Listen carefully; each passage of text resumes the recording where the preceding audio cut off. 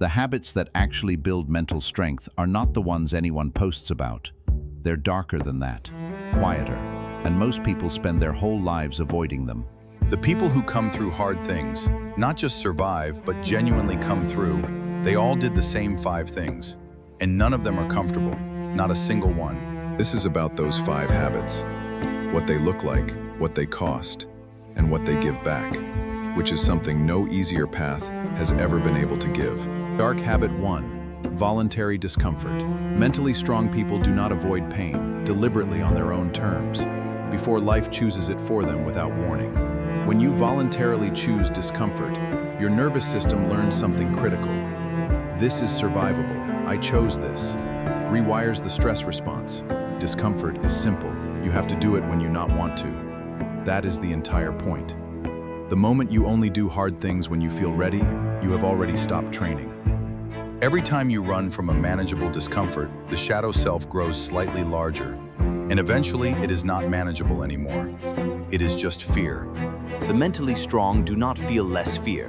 They have simply practiced the act of moving toward it, so many times. Choose the hard thing, again. Dark habit 2, not the kind you post about. The kind that happens alone at 2 a.m. when you finally admit the thing you have been not thinking about for 6 months. Psychologists call it self-deception architecture, the elaborate unconscious system the mind builds to avoid confronting what it already knows. It is not weakness. Radical self-honesty is a practice with a specific structure. 3 questions. What do I know is true that I have not said? What am I pretending not to see?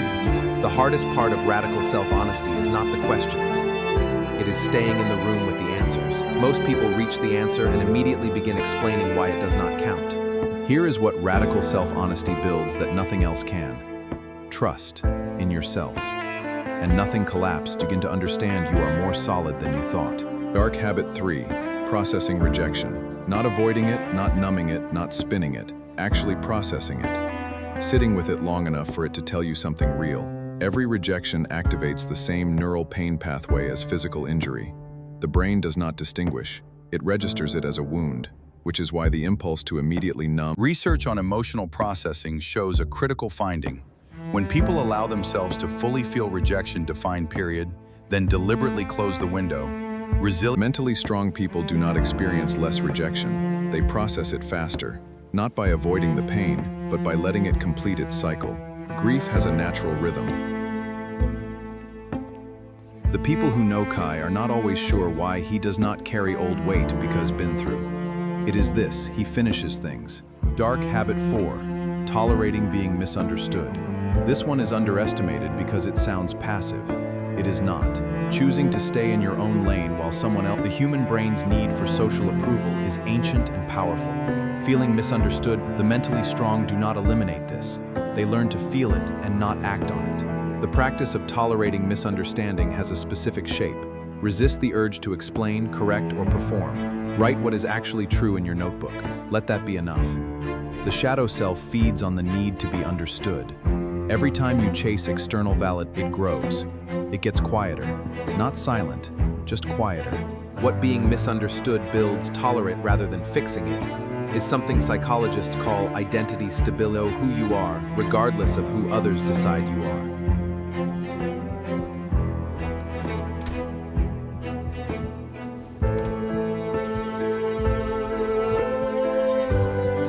Avoidance is not passive. It is active work. Every day you choose not to face something, your brain spends real energy maintaining that not looking. Neuroscience shows what happens when avoided things are finally approached. Cortisol levels drop. The mind, which had been spending energy maintaining the avoidance, suddenly has that energy. Kai opens the notebook to the first page from a year ago. He reads what he wrote then. His expression shifts, not because the old version of himself was wrong. That visibility is strength. Maya notices something different about Kai. Not in what he says, because he says very little. It is in the quality of his stillness, that specific quiet from opening a door he was avoiding. Here is what neuroscience reveals about all 5 dark habits combined. They are not separate practices. They are one practice approached from 5 angles. The cost of the dark habits, ongoing. You do not complete them, because the work is invisible, quiet, and entirely your own. The mind-blowing part, the 5 dark habits do not make difficult things easier. That is a fundamentally different kind of strength, and it does not come from any other path. There is one more thing. Research on resilience found something that stopped the field. The strongest people did not build strength, what the 5 dark habits give back. Not a life without pain, not immunity to fear, rejection, or misunderstanding, a self that does not collapse when those things arrive. He writes one final thing in the notebook and closes it. Not an answer, not a conclusion, just a question he is now willing to sit with for as long as it takes, which of mental strength is ever given. The dark habits do not end. You carry them forward.